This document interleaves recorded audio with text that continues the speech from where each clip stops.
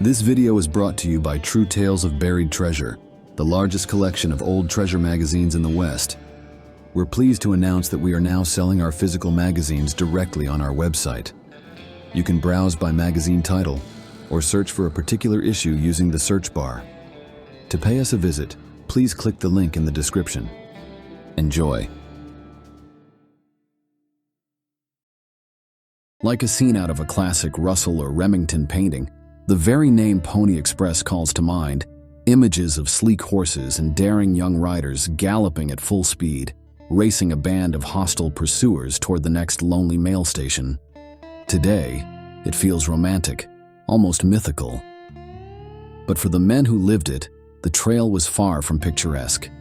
For those riders, and later the drivers of the overland stage who often followed the same route, it was a fight for survival. They braved blistering summer heat, bone-chilling winter cold, and the constant shadow of death on every ride. Modern travelers can retrace their path, though in comfort these pioneers never knew. Instead of saddles and stagecoaches, today's adventurers follow the ghostly tracks of the Pony Express from behind the wheel of a camper. The original route stretched from St. Joseph, Missouri, across endless prairies, through towering mountain passes, and over scorching desert, all the way to Sacramento, California. While much of it now lives only in history books, one nearly forgotten section still lingers along the southern edge of Utah's Great Salt Lake Desert.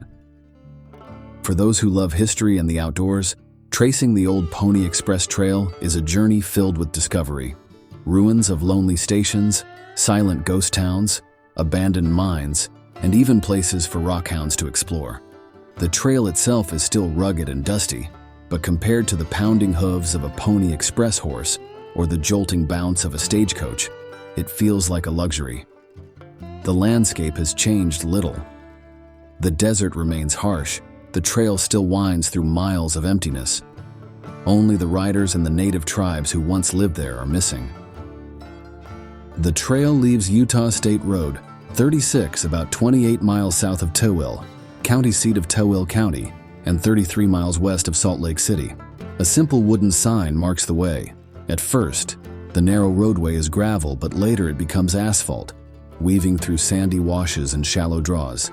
Maintained through the summer, the road can be traveled in almost any pickup or camper, but preparation is key. Spring and fall are the best seasons, as summer heat can be deadly. Good tires, a spare, plenty of water, and a full fuel tank are essential. After all, the nearest service station is more than 100 miles away. From Highway 36, the trail climbs 8 miles into cedar-dotted foothills, reaching Lookout Pass. Here, a monument marks the site of Point Lookout Station, named after the riders' grim warning to one another.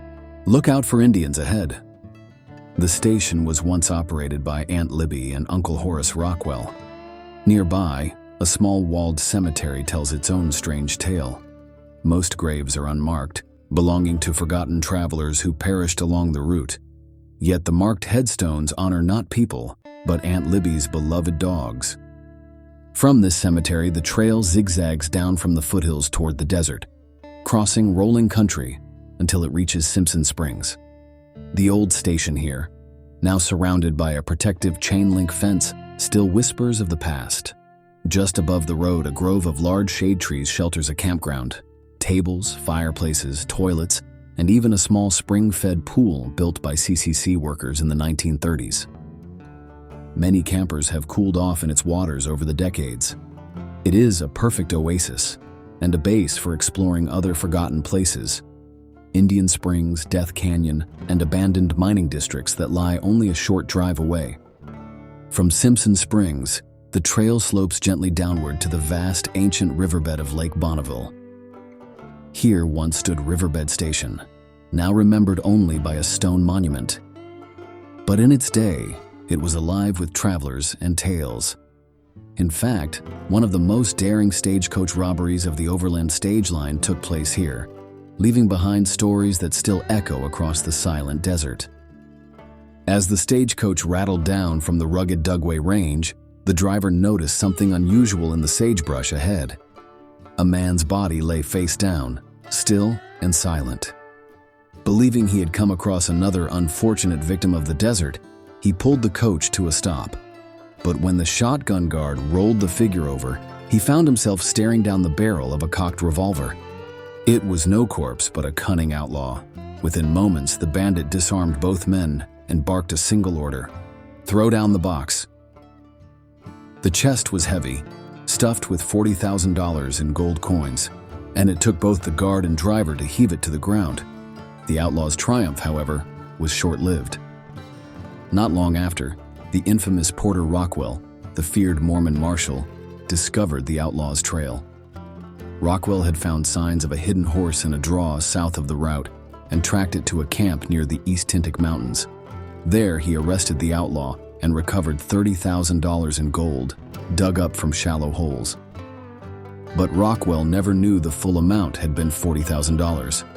That missing $10,000 was left behind, buried somewhere in the desert.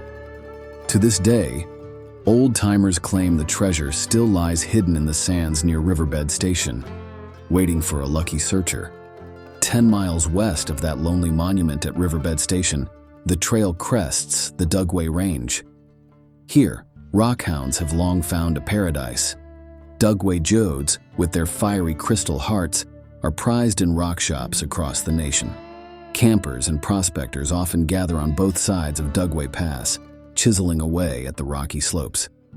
To the south lies another prize, Topaz Mountain, famed for its colorful gemstones. A weathered sign marks the dim road leading toward its rugged heights, where crystals still glitter in the dust. But if gems hold no allure, the Dugway Range offers something darker. Hidden near its northern end lies Smelter Canyon and the ghost town of Bullionville, a silver camp from the 1870s. The roads here are rough, better suited to hiking or bicycles than trucks, and water is scarce. Tradition claims the canyon is haunted. 4 California miners, who had struck it rich, were killed by Indians as they attempted to cross Dugway Pass. Their packs of gold were hurled into a deep crevice, and their restless spirits are said to wander the range still, searching for their lost fortune. From here, the Pony Express Trail pushes westward, passing another stone monument at the site of Black Rock Station before arriving at the watery oasis of Fish Springs. The station is long gone, but the pools remain, some icy cold and teeming with fish, others bubbling hot from underground vents. Nearby, a small volcanic cone releases boiling water, and even today arthritic travelers sometimes camp here to soak in the mineral-rich springs. Swinging around the northern edge of the Fish Springs Range, the road reveals yet another relic of the past. On the canyon walls to the south, abandoned buildings and mine dumps cling precariously to the slopes. This is the old Fish Springs mining camp, a memory of the fevered days of the 1890s. Rough tracks lead to the Utah and Galena mines, though they are treacherous and not suited for heavy campers. The mines are privately owned, but visitors are welcome to take photographs, so long as they tread carefully. The shafts are deep, open, and deadly. West of the Fish Springs Range, the Pony Express Road finally forks at the ruins of a stone building. Weathered and broken, these walls are all that remain of Boyd's Station, a once vital stop for both the Pony Express and the overland stage. Today it stands silent, a crumbling reminder of the relentless march of history across Utah's lonely deserts. From Boyd's Station, the trail forks once again. To the left, it bends southwest toward Baker, Nevada. To the right, it swings northwest toward Willow Springs Station, now marked on maps as Kalau. Kalau holds a special place in Pony Express lore, for it is the only spot along the trail where an original station is still in use. Here, towering cottonwoods dominate the landscape, one of them said to be the second largest in the entire nation. The log buildings still standing were once part of Willow Springs Station itself. The Tripp and Bagley families, descendants of those who settled here in the days of the overland stage, continue to live in Kalau. They still recall the stories of the past and can point out the unmarked graves of native people killed during an attack on the station.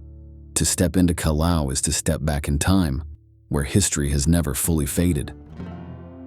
6 miles north of Kalau lies Lost Springs, a spot where Pony Express riders once watered their horses before turning west toward Round Station at the mouth of Overland Canyon. Today, fragments of its circular stone walls still stand, portholes for rifles carved into the rock, a reminder of the dangers that once haunted every mile of the trail. Though not a regular stop, Round Station served as a small fort where riders and stage passengers could take refuge during raids. And raids here were frequent. Deep within Overland Canyon stood another post, ominously remembered as Burnt Station. Attacked and destroyed so many times, the name became permanent. A lonely stone marker, half hidden in thick sagebrush, marks its location. At least 5 station agents, along with soldiers and travelers, were killed here in raids. Their graves, once fresh in the soil, are now lost to the sage and cedar of the canyon foothills. From Overland Canyon, the trail climbs to Clifton Flats, where the route divides yet again. To the west, the Pony Express continued toward Ibapa, skirting the Nevada border and beyond. But this dusty road was treacherous, branching in many directions, often fading into nothing more than wagon ruts. Safe passage required both a full tank of fuel and a careful map. A more rewarding detour turns north from Clifton Flats. This path leads to the remnants of the Clifton mining camp and onward to the ghost town of Gold Hill. Little remains of Clifton save for the sturdy log cabin built by Oliver and Brigham Young, nephews of the famed Mormon leader. That cabin still stands square and strong, as if defying the desert winds. Gold Hill, only a short drive further, was once a true ghost town. Just a few years ago, it stood utterly deserted, its fine business houses and proud little railroad only memories of its glory days when thousands filled its streets. Yet when the price of gold rose, a handful of determined souls returned, breathing life back into the forgotten camp. Today, though no longer completely deserted, Gold Hill still holds the aura of a place caught between past and present. From here, the road is graveled and splits into 2 forks leading to US Highway 50.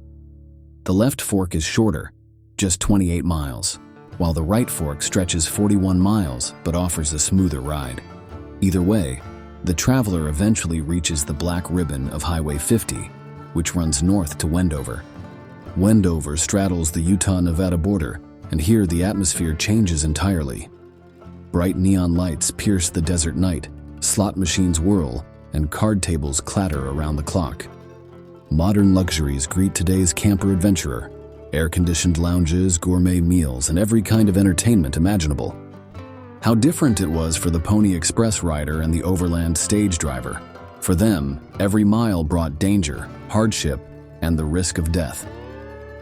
Today, those who follow their path encounter something else entirely: the romance of history and the joy of adventure, tracing the old trail across the vast deserts of the West. Thanks for watching. If you'd like to read the original article or purchase the magazine from which it was taken, please check out our website, truetalesofburiedtreasure.com.